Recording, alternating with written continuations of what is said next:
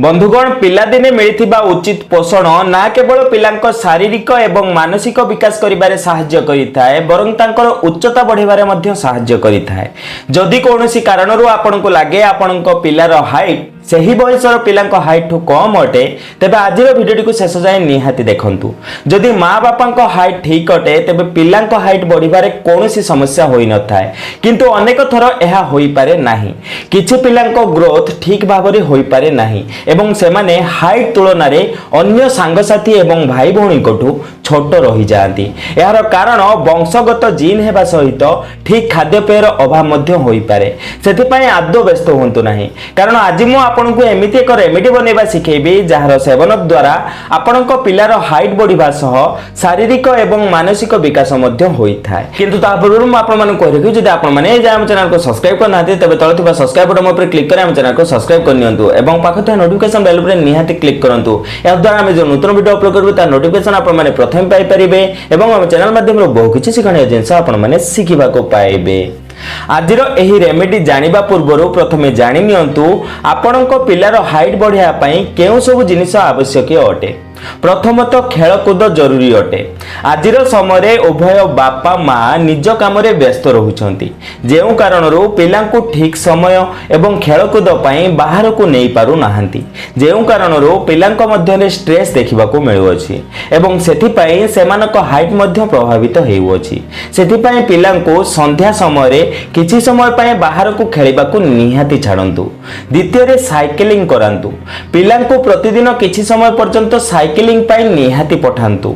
Cycling करिबा द्वारा पिलांक शरीर एक्टिव रहिबा सहित गोड़ एवं पादर एक्सरसाइज मध्य होइथाय, जेउ कारणरू शरीरर मांसपेशी खोली थाए एवं हाइट धीरे धीरे बढ़िबा को लागे।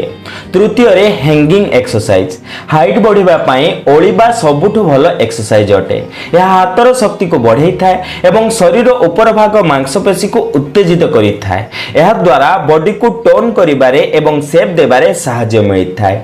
टोन एवं शेप आसीबा द्वारा हाइट बढ़िबारे मध्य सहाय्य मिलिथाय। चतुर्थ रे टो टचिंग। पिठी एवं गोड़र मांसपेशी को उत्तेजित करिया पई टो टचिंग सबुठु सहज एक्सरसाइज अटे। एहा द्वारा जंघर मांसपेशी मालिश होइथाय। पिलांकु टो टचिंग एक्सरसाइज करिबा को कहंतु। कम बयसरु पिला जदि एही एक्सरसाइज करिथाय तबे सेमानक हाइट खूब शीघ्र बढ़िथाय। एबे जानिबा आजिर एही रेमेडी को केमिति बनेबा एवं एथि पई आपनकु कोन सब सामग्री रो आवश्यकता पड़िबो। एहा को बनिया पई प्रथमे आपण एक पात्र गैस ऊपर बसांतु। गैस रो फ्लेम लो रखंतु। एबे एथि पई आपनकु आवश्यकता पड़िबो धोळा राशि, जहाकु तिल मध्य कुहा जाई थाए। 50 ग्राम राशि नियंतु। राशि रे मौजूद एंटीऑक्सीडेंट मेटाबॉलिज्म को मजबूत करि थाए एवं कोशिका को सुस्थ रखि थाए। एबे एथि पई आपनकु द्वितीय सामग्री रो आवश्यकता पड़िबो 200 ग्राम पद्म मंजी, जहाकु इंग्रजी रे प्रिकली वाटर लिली बा फॉक्स नट्स कुहा जाई थाए। एहा आपनकु आपनक लोकल मार्केट बा ऑनलाइन रो बहुत सहज रे मिलि जिवो। वीडियो तळ डिस्क्रिप्शन बॉक्स रे मु एहार लिंक देई रखिबी, आपण चाहेले एहा को ऑनलाइन रो मध्य किनि परिबे। पद्म मंजी रो प्रचुर मात्रा रे कैल्शियम मिलि थाए। एहार सेवन द्वारा आपनक पिलार हाड़ शक्तिशाली होई थाए।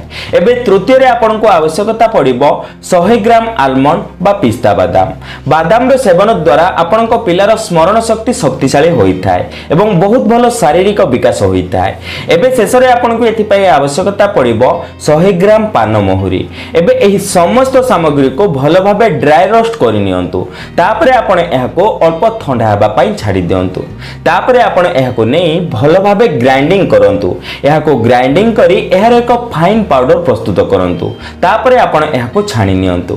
एबे आपणक पिलार शारीरिक एवं मानसिक विकास पई रेमेडी बनी प्रस्तुत। एबे जानिबा प्रतिदिन आपण एहार केते मात्रा पिलांकु देबे। 1 ग्लास क्षीर रे 1 चमच एही मिश्रण मिसई आपणक पिलांकु पियांतु। केवल 1 मास आपण एहाको आपणक पिला को पीबा को दियंतु। केवल 1 मास मध्य रे आपणकु एथरु रिजल्ट देखिबा को मिलिबो। एहार सेवन द्वारा देखिबे आपणक पिलार शारीरिक एवं मानसिक विकास हेबा सहित हाइट मध्य खूब शीघ्र बढ़िबो। जदि आजिर एही वीडियोटी आपणकु भलो लागि थाए तबे समस्तक सह एही वीडियोटी को निहाती शेयर करंतु। तबे आशा करछि आजिर एही सुंदर वीडियोटी आपणकु निहाती भल लागिथिबो। जदि आजिर एही वीडियोटी आपणकु टिके भल लागता ते गोटे लाइक दियंतु एवं एमिति प्रकार वीडियो देखा पय हम चैनल को सब्सक्राइब करंतु।